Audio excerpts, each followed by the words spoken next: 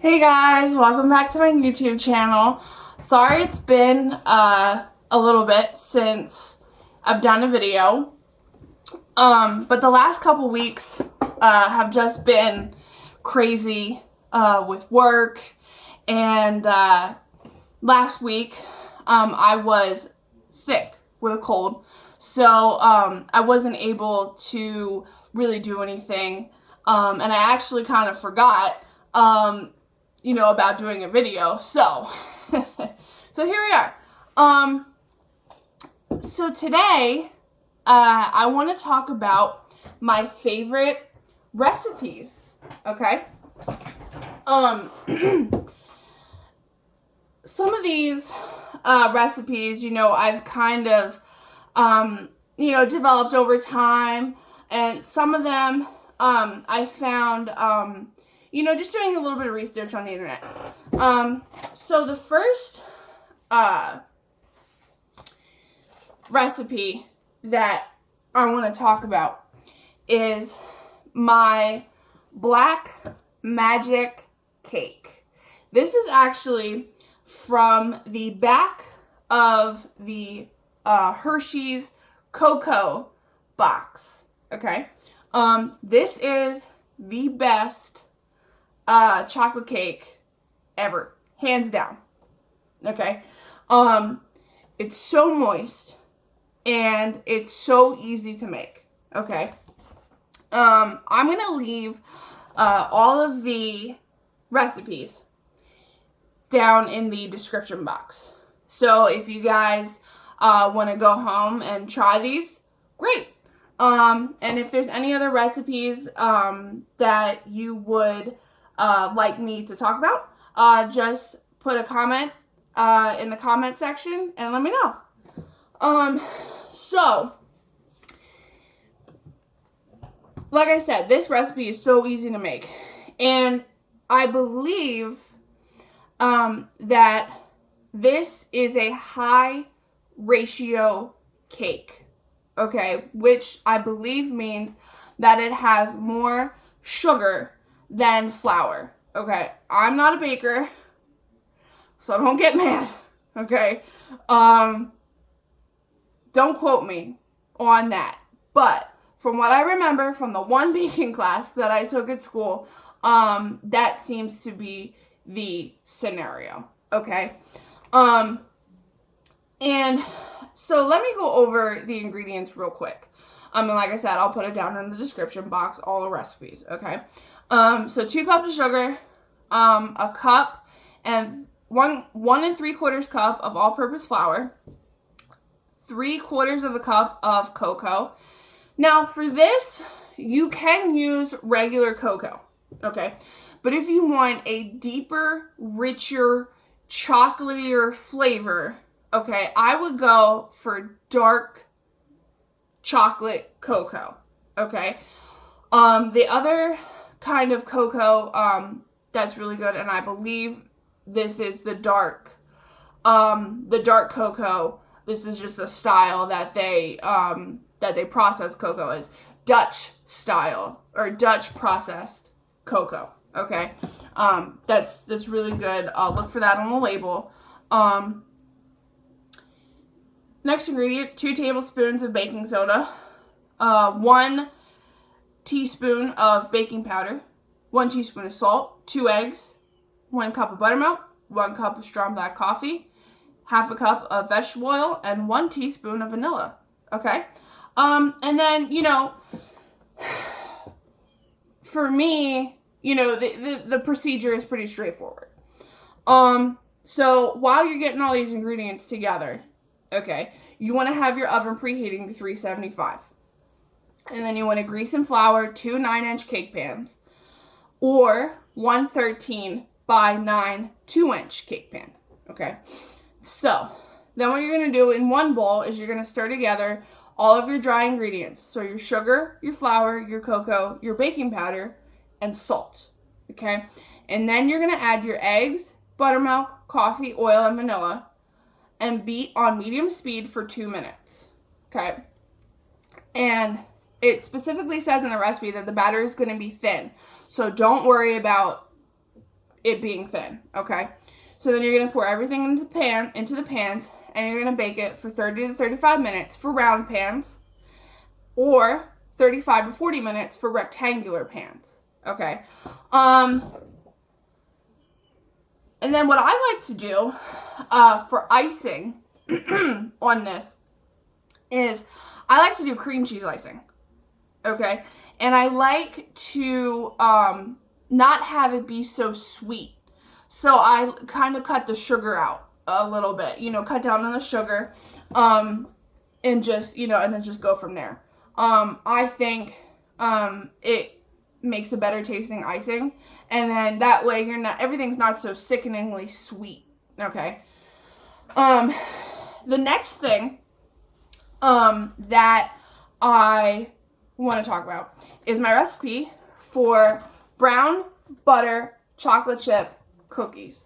These are the bomb.com, okay? Bomb.com.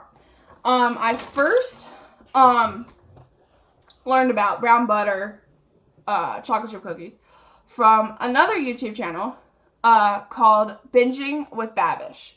He's very good. Check him out. And he was talking about I want to say it was either his grandmother's recipe or maybe he got it from somebody else, but a recipe that he had for these brown butter cookies. And I thought, you know what, that sounds really good, because brown butter, produces such a kind of delicate flavor. And it's nutty. And so I thought, with the chocolate and the sweetness of the cookie, brown butter, that sounds great, right? So this recipe is pretty much straightforward, okay, until you get down to the directions. Now,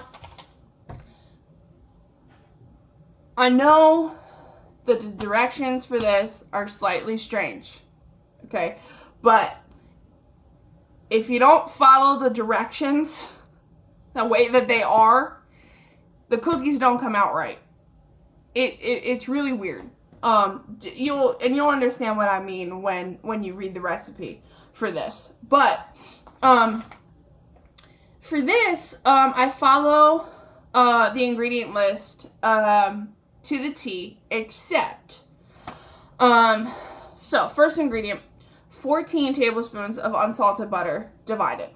Now, later in the recipe, when you start reading directions to mix everything together, it's going to tell you to only brown 10 of the 14 tablespoons, okay?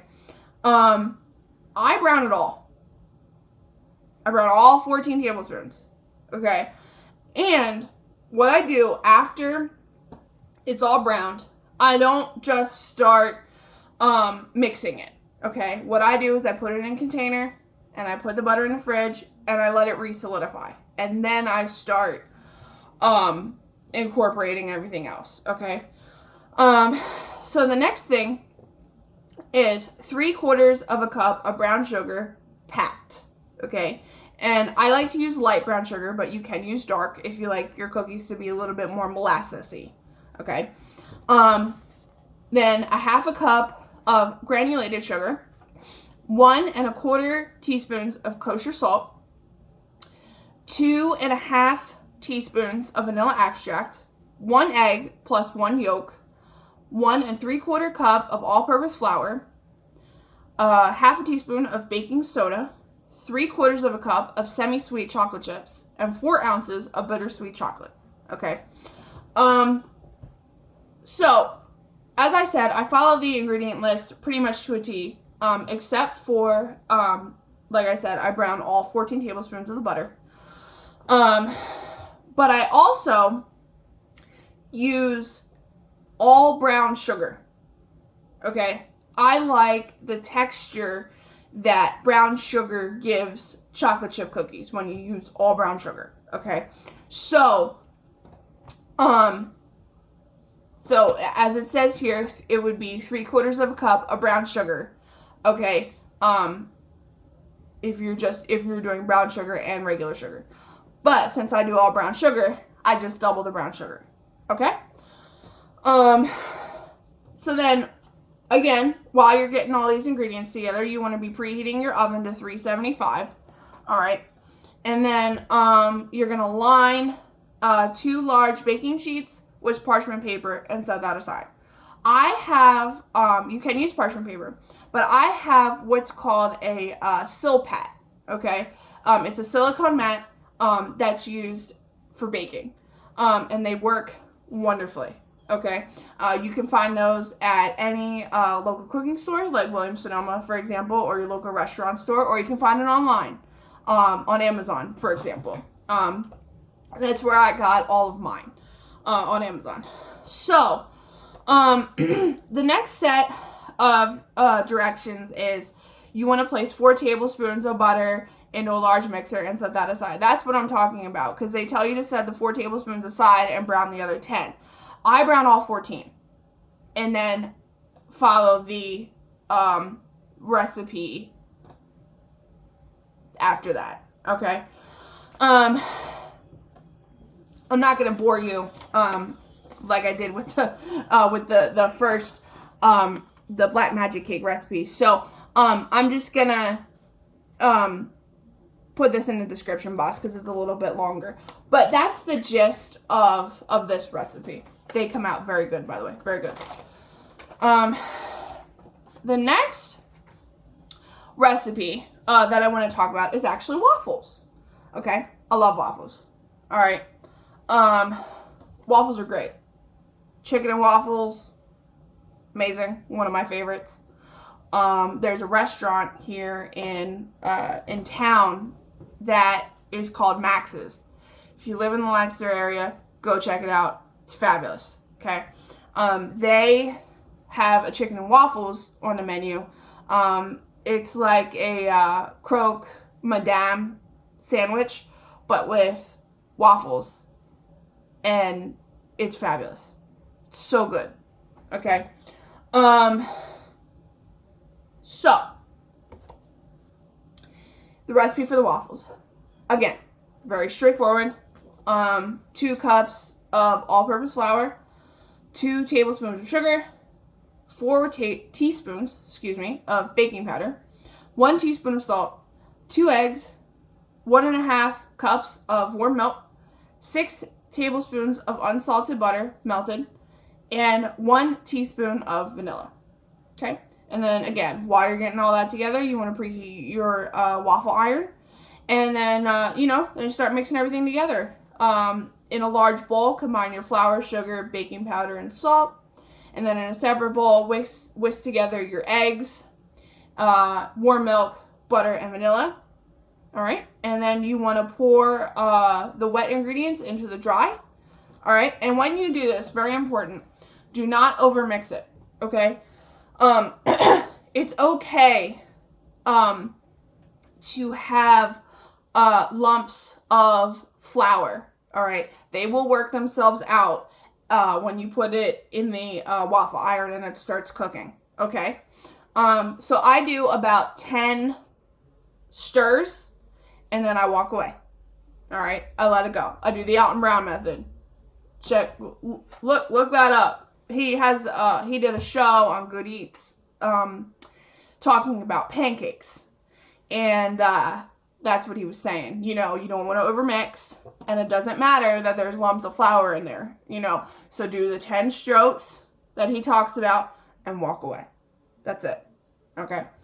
The next thing that I want to talk about, really simple recipe. Okay. And it's for meat sauce. Okay. Pretty straightforward, 1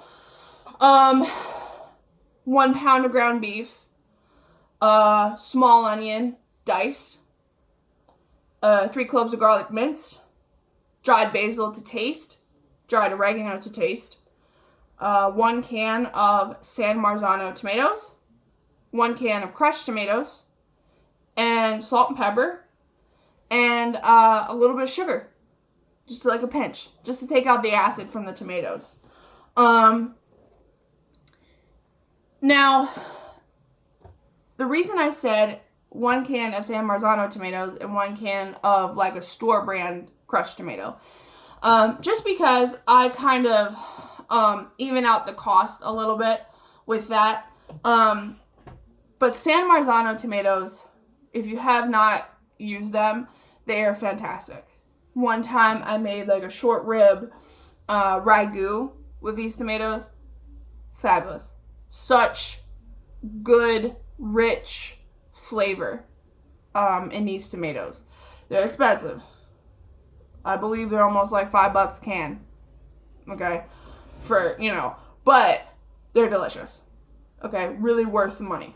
So then for this, again, straightforward. You want to brown your beef, and then I like to drain the fat off. Okay? And then, after the beef is out of the pan, you can add a little bit more, oil to the pan. Okay? So then, you want to sweat out your onions and your garlic, and what that means is you want to cook something without getting color on it. Okay? So you want to do this over medium heat. And you just, want to keep stirring it, and you don't want color on it. Okay, you're not sauteing. That's different. That's high heat, fast paced cooking. Okay? This is more kind of sort of low and slow. And then what you want to do is you want to add your dried herbs, and you want to cook that for a few minutes just to extract all the flavor out of that. Okay? After that, you're going to add your cans of tomatoes and cook that for about 10 minutes. And then what you're going to do is you're going to puree the sauce. Okay? Now, you can either do this one of two ways. Actually, 3 ways if you prefer your tomato sauce to be a little bit chunky. What you could do one way is you can do it in a blender. You can puree it in a blender. Or if you have an immersion blender, you can do it that way. All right. Or if you have a food mill, okay, you can do it that way also. The food mill will leave your sauce with a little bit more texture if you're looking for that. That's certainly, a way to go. So after you've pureed your sauce, you're going to add your beef back in, and then you're going to adjust your seasoning. Salt and pepper. You're going to add a pinch of sugar at this point. And at this point, you can finish with fresh herbs. If you want to put some fresh basil in there, that you can do that at this time. Always start with dried herbs, finish with fresh herbs. Very important. And then we're just going to simmer that for an hour. Okay? Now, the last recipe that I want to talk about is a side dish that I like to do for like family get-togethers or what have you. Excuse me. Which is broccoli salad. Okay? Broccoli salad, again, straightforward. So what you're going to do is you're going to get some broccoli, and you're going to cut 5 to 6 cups of florets. Okay? Small broccoli pieces, about yay. Okay? And if they're a little bigger, that's okay. Because when you add the dressing to it, it has vinegar in it. So the vinegar is going to kind of break down the broccoli a little bit. Okay? So then you're going to do 1 cup of sharp cheddar, thick shredded, 2/3 cup of dried cranberries, 1/2 cup of crumbled bacon, 1/2 cup of salted sunflower seeds, 1/3 cup of red onion diced, and then for the dressing, it's going to be 3/4 cup of mayonnaise, 1/4 cup of sour cream, 1.5 tablespoons of white wine vinegar, 3 tablespoons of sugar, 1/4 teaspoon of salt, and 1/4 teaspoon of pepper. Okay. So what I do for this is I have all my dry ingredients in a bowl. And then in a separate bowl, I mix up the dressing. Okay. And the reason I do it in a separate bowl is just, so that you get it mixed well, obviously. But then once you start pouring the dressing on and you kind of start mixing the salad and seeing, how much dressing you need, you might not need all that dressing. So, you just kind of do it by eye and see how much dressing you need. You know what I mean? I know that sounds, that's just the chef talking to me, but it makes sense though, and then just put it in a bowl with a lid and put it in the refrigerator and serve it nice and cold, let the flavors meld really well. Just looking, make sure I talk about everything I want to talk about. I did. So, thank you guys for watching this video. I know this wasn't as engaging as the last couple that I've done. But next week, I'm going to talk about some good cookbooks and good chef books to read. That have, really helped me out in my career and just have, a clear perspective on things. And just how to be a better chef, honestly. So thank you guys for watching. And do all those fancy YouTube things, like, subscribe, and click the bell if you want to be notified anytime I do a new video. All right, guys. Well, see you next Monday. Bye-bye. Have a great week.